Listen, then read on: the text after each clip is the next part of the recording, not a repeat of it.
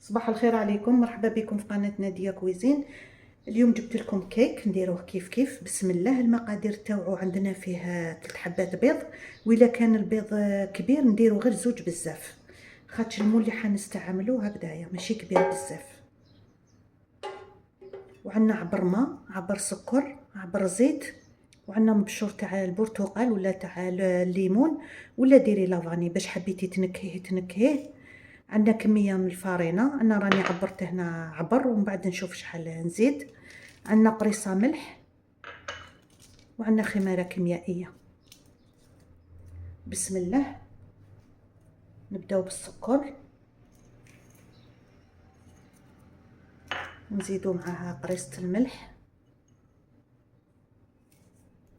هكذايا، ونضربوه مليح حتى يذوب لنا السكر مع البيض.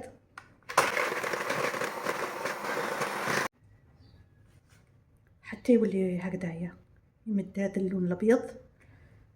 نزيدو نرمو الزيت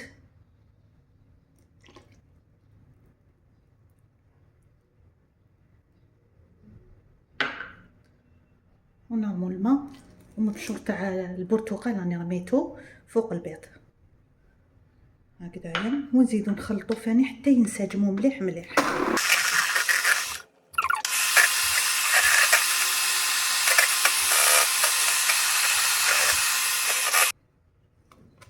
نرمي العبر الاول تاع الفارينه،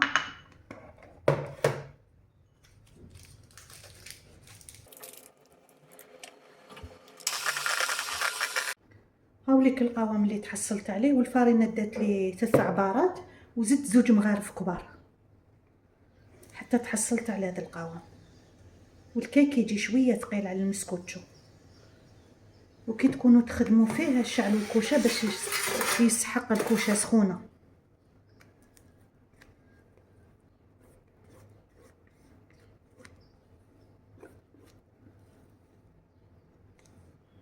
والكاس اللي عبرت به 150 ملي،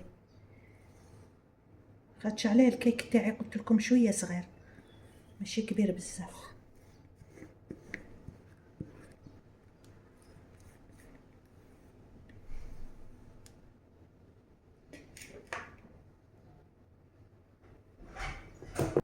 وانا عندي شويه فواكه الجافه هذيا راح نديرهم الفوق. وانت لا ما عندكش ديري كيما ديري لي بيبي دو شوكولا، ديري كيما نقولوا حنايا زبيب مع مشماش. الا عندك التمر قطعيه صغير وديريه هكذايا،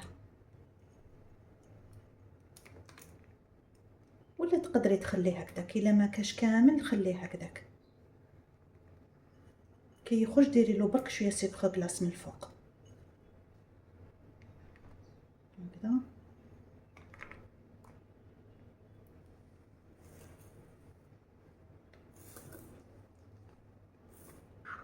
وجوزي عليه الموس هكذايا، شغل تقطعيه في الوسط.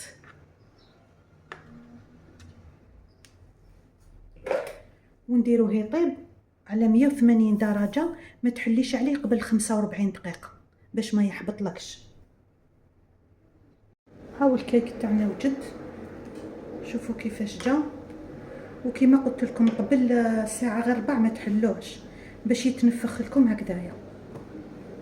دوك نقسمو هنا كيف اللي تحب دير له شويه سكر غلاس من الفوق، ولا اللي تحب دير له شويه معجون من الفوق تدهنوا به يولي يخرج يبري. ها شوف،